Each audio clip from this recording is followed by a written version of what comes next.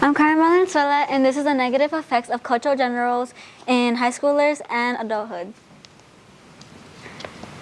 Women belong in kitchens. Men are the breadwinners. Women are too emotional.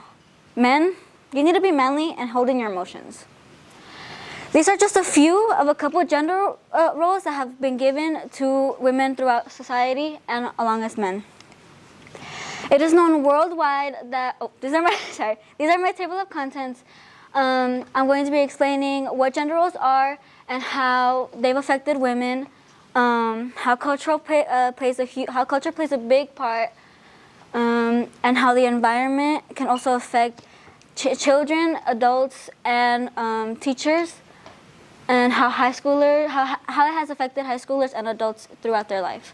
These all connect to each other these all connect to each other by how they've affected and it giving you an idea of what they are. My intro. It is known worldwide that gender roles have been everywhere throughout culture. Olga Sofer, an anthropologist, has stated that they had been around for more than 40 to 50,000 years ago. However, these gender roles have been affecting every single person very negatively in their culture, especially the younger generation. Which leads to my research question. What percentage of high school students have been compelled or stressed by push gender roles onto them? My first topic is gender roles. What are they? According to Planned Parenthood's definition, they are roles or behaviors assigned to a person based on their genders. And an article in Save the Children has stated that they can cause harm to any and everybody. There could also be possibilities of denied basic human rights like education, healthcare, and the amount of income they get paid. Women versus men. It is true that both women and men do tend to struggle with gender roles.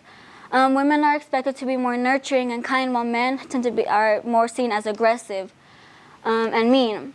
But before gender roles were less demanding, each person had a role. Women were supposed to go home and take care of their household, their children, the kitchen.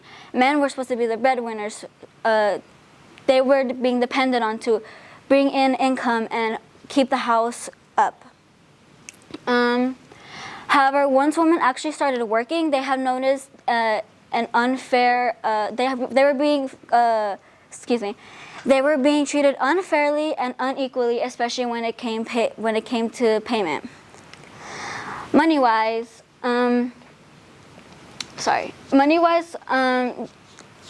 researchers Amanda Barrazo and Anne Brown has found that women were paid 84% less than men while doing the same exact job. So right here you can see that this is the amount of women that were paid less compared to the amount men made doing the same exact job. And actually they had also found that the gap between the amount they made was a lot larger compared to today. They have said that women had made 7 cents less than men in 2022, while in the 1980s they had made 33 cents less. Up next is culture. Gender roles have been shaped by culture. They build expectations to the point where they have caused it to be a critical part in our day-to-day life. But what is culture? Culture can mean many very different things. Culture can be a way in which culture can be art, it can be religion, it can be anything and everything. And according to L.D. Worthy and his fellow researchers, they have found cross-cultural studies that had shown in which 2-year-olds are able to label things based on their appropriate gender and 5-year-olds are able to act towards their appropriate gender. And there are 2 theories in which children learn them, and if they seem to not follow them, they get punished, ridiculed, or bullied by their peers. Environment. Circling back to the 2 theories are the gender schema and the social learning theories. The gender schema is in which children in which children organize attitudes and behaviors based on what they have actively listened to, while the social learning one talks about how children are taught by reinforcement, punishment, or modeling of those gender roles. While the social learning theory isn't as popular as the gender schema, parents actually do still tend to push and reinforce those types of gender roles. Which leads into my next topic, high schoolers versus adults. Some teachers may not realize it, but they actually reinforce gender roles to their students. L.D. Worthy had found a study in which teachers tend to compliment men or boys in their classroom, and they tend to interrupt girls in their class.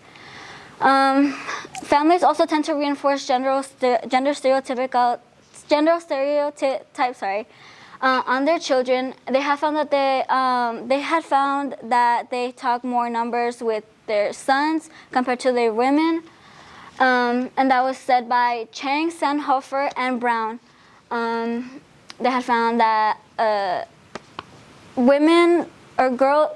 mothers tend to talk about emotions with their daughters more than they do with their sons, and sons learn more about counting. Something that connects with this is L.D. Worthy had said that fathers tend to be more pushy when it comes to their gender roles, which is why sons feel more compelled to get that approval from their fathers. In adulthood, by the time we're adults, those gender roles are engraved into our personalities, and it can affect our relationships all around us, especially in parenting. In relationships, behaviors can change based on their responsibilities, especially during parenthood. During parenthood, gender-affiliated responsibilities are based off their reproductive system. For example, women pregnant are more likely to stay at home and nurse.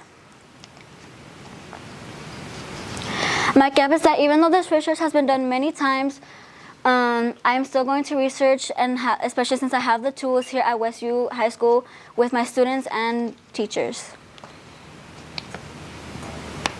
These are my sources. Thank you.